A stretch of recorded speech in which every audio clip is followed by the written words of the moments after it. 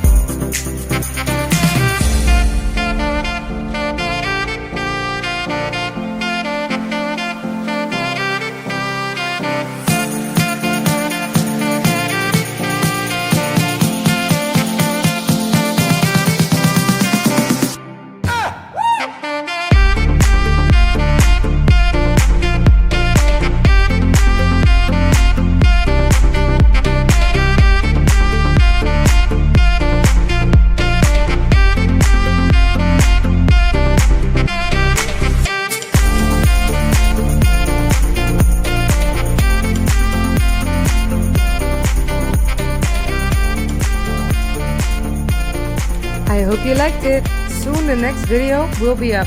Unfortunately, with a week in between because I couldn't film. See you soon!